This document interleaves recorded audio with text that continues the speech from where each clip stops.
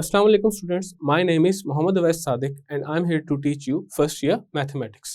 As you know, last lecture में हमने exercise 2.6 complete कर ली थी. आज हम next topic जो कि है binary operations का उसको शुरू करेंगे. तो आइए चलते हैं white board की तरफ और काम शुरू करते हैं. आज हम नेक्स्ट टॉपिक स्टार्ट करेंगे और वो टॉपिक है बाइनरी ऑपरेशंस का. इसमें एक दो डेफिनेशंस देख लेते हैं. जो पहली डेफिनेशन है वो है यूनरी ऑपरेशंस की. यूनरी ऑपरेशन एक ऐसा ऑपरेशन होता है जब किसी सिंगल नंबर पे परफॉर्म किया जाए तो हमारे पास एक और नंबर उसके सॉल्यूशन के तौर पे आ जाता है. फॉर एग्जाम्पल एक नंबर है और कहा जाता है उसका स्क्वायर रूट फाइंड करें, तो स्क्वायर रूट लेने के बाद देन अगेन हमारे पास एक नया नंबर आएगा. तो ये हमारे पास क्या है, एक यूनरी ऑपरेशन है, बिकॉज ये हमारे पास एक ही नंबर पे परफॉर्म किया जा रहा है. जब हमारे पास एक से ज्यादा नंबर्स आ जाएं और उनके दरमियान किसी किस्म का ऑपरेशन परफॉर्म किया जाए तब उसे कहते हैं बाइनरी ऑपरेशन.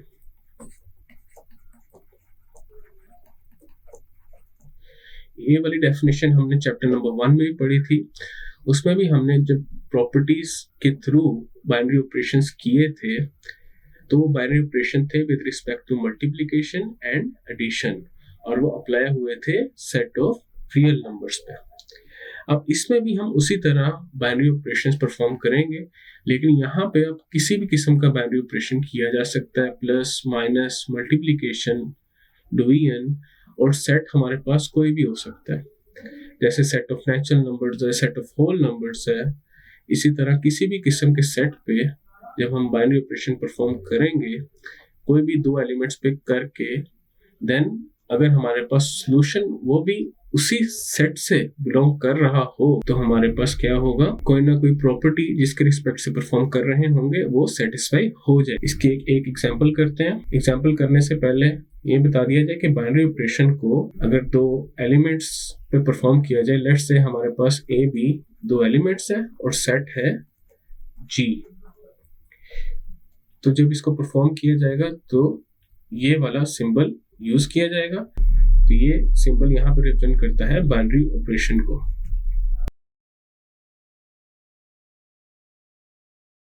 इसकी एक एग्जांपल करते हैं, फिर आगे फर्दर मूव करते हैं. एग्जांपल पहली है जो वो है ordinary addition multiplication are operations on n such that n is closed with respect to ordinary addition and multiplication, because for all a b belongs to n, n यहाँ पे क्या है, set of natural numbers, then a plus b belongs to n and a multiplication b belongs to n. अब यहाँ पे हमारे पास natural numbers पे binary operation perform किया गया है. यहाँ पे दो एलिमेंट्स पिक कर लिए गए हैं नेचुरल नंबर्स से, और उन पे जो बाइनरी ऑपरेशन परफॉर्म किया गया है वो है एडिशन का और मल्टीप्लिकेशन का. और यहाँ पे प्रॉपर्टी कौन सी यूज हुई है, क्लोजर प्रॉपर्टी. ये closed with respect to ordinary addition and multiplication का मतलब क्या है, closure property with respect to multiplication and addition. तो यहाँ पे अगर हमारे पास एक सेट ऑफ नेचुरल नंबर्स है और उसमें से कोई भी दो एलिमेंट्स उठाए जाए और उन पे एडिशन एंड मल्टीप्लिकेशन का ऑपरेशन परफॉर्म किया जाए तो अगेन हमारे पास क्या आएगा, एक नेचुरल नंबर ही आएगा. तो यहाँ पे closure property with respect to addition and multiplication on natural numbers proof satisfy हो रही है।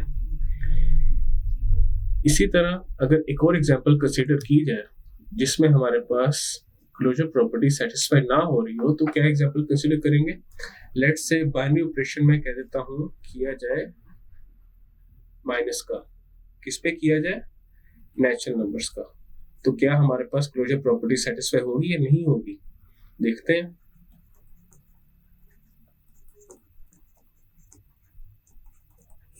तो यहाँ पे लेट्स से कोई भी दो एलिमेंट्स पिक कर लेते हैं, 3 एंड 5। अब 3, 5 हमारे पास क्या है? Natural numbers. अब इस पे क्लोजर प्रॉपर्टी चेक करनी है with respect to subtraction. Then minus कर देते हैं, 3 माइनस 5 हमारे पास क्या है? -2। अब -2 एक नेचुरल नंबर नहीं है, तो closure property with respect to subtraction on natural numbers is not satisfied. यहाँ पे बाइनरी ऑपरेशन हमने क्या किया? सब्ट्रैक्शन को एंड किस सेट पे परफॉर्म किया? नेचुरल नंबर्स पे। तो ये क्लोजर प्रॉपर्टी यहाँ पे सेटिस्फाई नहीं होती। इसी तरह आगे और एग्जांपल्स देखते हैं जिसमें हमारे पास बाइनरी ऑपरेशन को परफॉर्म करते हैं डिफरेंट सेट्स पे। तो इसकी एक और एग्जांपल है,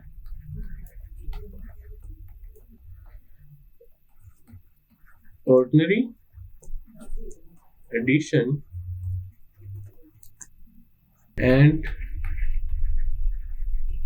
multiplications are operations on E। E क्या है यहाँ पे? set of even natural numbers।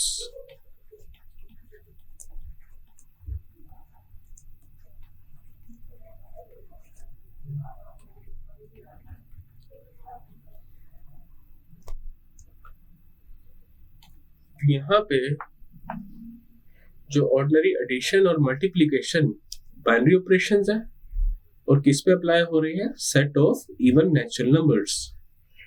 तो ये भी हमारे पास क्लोजर लाइन यहाँ पे भी क्या है? सेटिस्फाई हो जाती। इसी तरह अगर देखा जाए कि ordinary addition and multiplication operations है ऑड नंबर्स पे, तब क्या होगा?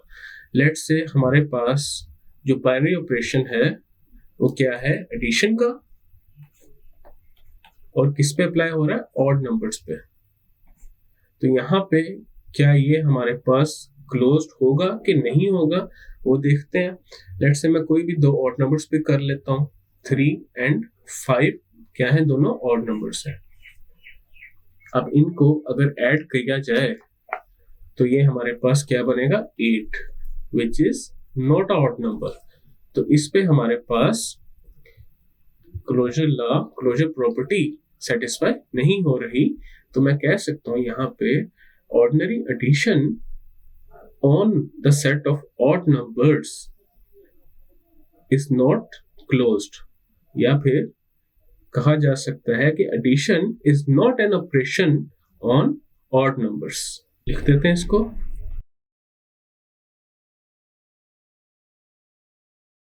तो addition is not an operation on odd numbers.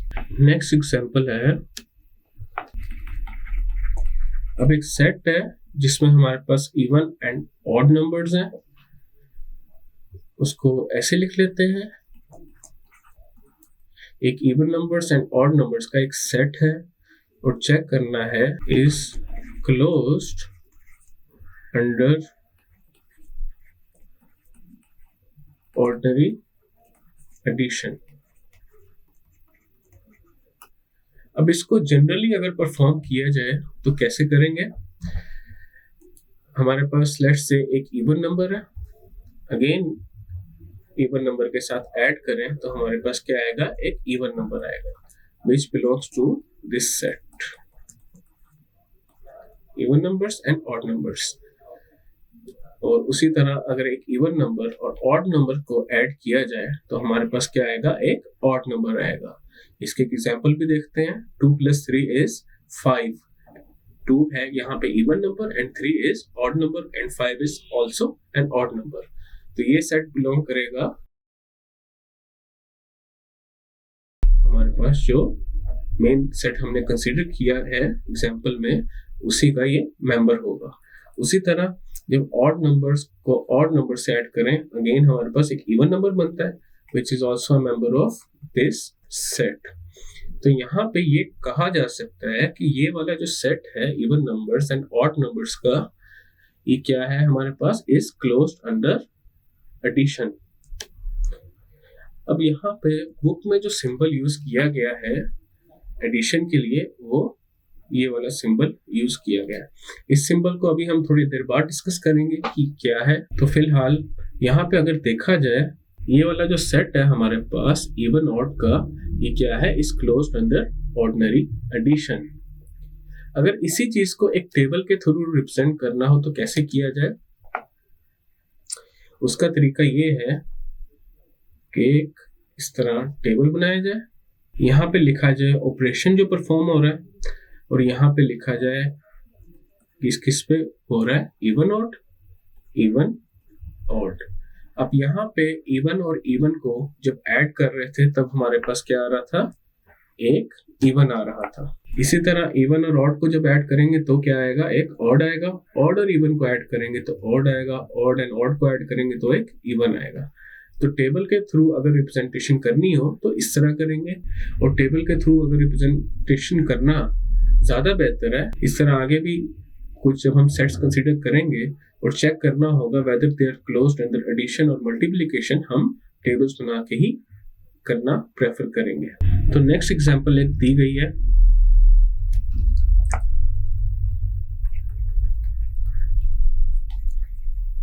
उसमें जो सेट दिया गया है वो है 1 - 1 आयोटा माइनस आयोटा। अब यहाँ पे ये कहा गया है कि check whether this set is closed under addition और मल्टीप्लिकेशन। अब एडिशन के रिस्पेक्ट से पहले देख लेते हैं, इस सेट में से मैं दो एलिमेंट्स पिक कर लेता हूँ। Let's say 1 and -1 belongs to this set. जब मैं इन दोनों को ऐड करता हूँ, ये हमारे पास क्या हो जाएगा, 0, which is not the member of this set।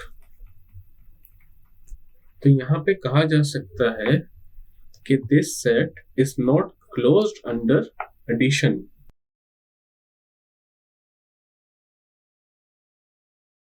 जब किसी चीज को डिस्प्रूव करना होता है तो उसके लिए सिर्फ एक ही काउंटर एग्जाम्पल काफी होती है। इसीलिए मैंने सिर्फ एक ही दफा यहाँ पे परफॉर्म किया एक ऑपरेशन जो कि 1 और -1 पे था, और हमारे पास 0 आ गया, जो कि ये साबित कर दिया जिसने कि ये सेट हमारे पास क्लोज नहीं है। तो जब भी किसी चीज को डिस्प्रूव करना है उसकी एक काउंटर एग्जाम्पल देना काफी होगा। अभी इसी सेट को हम चेक करते हैं whether this is close under multiplication और नॉट। तो इसके लिए हम टेबल ड्रॉ करेंगे, और हमने यहाँ पे with respect to multiplication check करना है। तो यहाँ पे मल्टीप्लिकेशन का साइन आ जाएगा और सेट के सारे एलिमेंट्स लिखेंगे रो में और कॉलम में। तो ये आ जाएंगे 1 - 1 आयोटा माइनस आयोटा, उसी तरह 1 - 1 आयोटा माइनस आयोटा।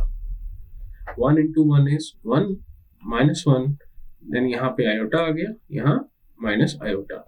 इसी तरह -1 को जब 1 से परफॉर्म करेंगे तो हमारे पास क्या आ जाएगा, -1 into -1 is 1, -1 into iota is minus iota, -1 into minus iota is iota। then iota को परफॉर्म करेंगे हम यहाँ पे, iota into 1 is iota, iota into -1 is minus iota, iota is iota square which is equal to -1, and minus iota square is equal to 1। उसी तरह जब minus iota को perform करेंगे तो ये हो जाएगा माइनस आयोटा 1 -1। अब देखा जा सकता है यहाँ पे हमने सारे एलिमेंट्स को एक दूसरे से मल्टीप्लाई कर दिया, तो जो हमारे पास सॉल्यूशंस आ रहे हैं वो हमारे पास जो हमारा सेट है उसी में से आ रहे हैं। हमारे पास जितने भी सॉल्यूशन है या तो 1 है, -1 है, आयोटा या फिर माइनस आयोटा। तो यहाँ पे ये कहा जा सकता है कि this set -1 iota minus iota is closed under multiplication.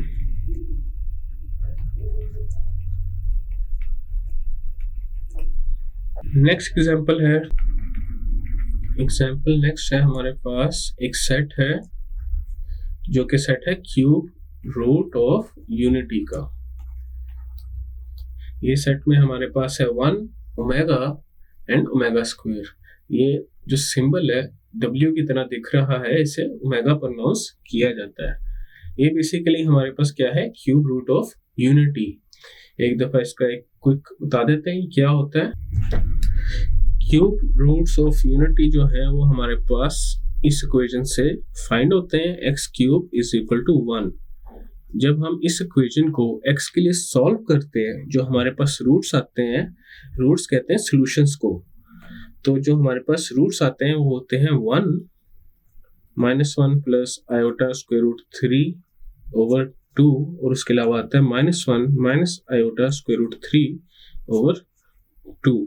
ये तीन हमारे पास सॉल्यूशंस आते हैं जब हम इस इक्वेशन को सॉल्व करते हैं। ये हमारे पास 1 है, इस वैल्यू को कहते हैं ओमेगा एंड इसको कहते हैं ओमेगा स्क्वायर। तो यहाँ पे जो सेट हमारे पास दिया गया है वो क्या दिया गया है, क्यूब रूट ऑफ यूनिटी का दिया गया है। अब इसकी एक प्रॉपर्टी होती है क्यूब रूट्स ऑफ यूनिटी की कि अगर मैं ए वाले एलिमेंट ओमेगा को ओमेगा स्क्वायर से मल्टीप्लाई करूं तो ये क्या हो जाएगा, omega cube which is equal to 1। तो इसको ध्यान में रखते हुए हम क्या करेंगे, अब इसका एक टेबल ड्रॉ करेंगे और इसका टेबल ड्रॉ करते हैं और चेक करते हैं whether this is closed under multiplication और नॉट। और यहाँ से डायरेक्टली देख के पता चल रहा है this is not closed under addition, because यहाँ पे हमारे पास 1 है। अब मैं इस सेट में से अगर 1 और 1 उठा लूं, क्योंकि हम एक सेट में से 2 एलिमेंट्स भी उठा सकते हैं सेम, उन पे क्लोजर लॉ चेक करने के लिए, और 1 एंड 1 को अगर उठा लिया जाए 1 + 1 is 2 which is not a member of this set। तो ये हमारे पास ये जो सेट है this is not closed under addition। And multiplication के रिस्पेक्ट से अगर चेक करें तो ये हमारे पास क्लोज होगा। उसका एक दफा टेबल ड्रॉ कर लेते हैं। यहाँ पे क्या आ जाएगा, मल्टीप्लिकेशन का sign 1 omega omega square 1 omega omega square 1 into 1 is 1 omega omega square omega omega square and omega cube which is equal to 1 omega square omega cube is 1 and omega raised to power 4 हमारे पास होता है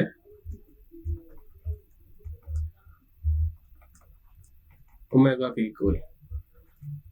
तो ये हमारे पास with respect to multiplication यहाँ पे साबित हो चुका है that this set is closed under multiplication।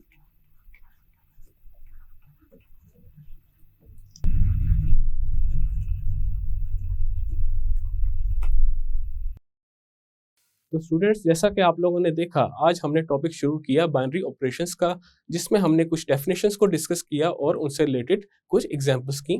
मैं उम्मीद करता हूं आपको आज का लेक्चर समझ आया होगा। मिलते हैं फिर अगले लेक्चर में।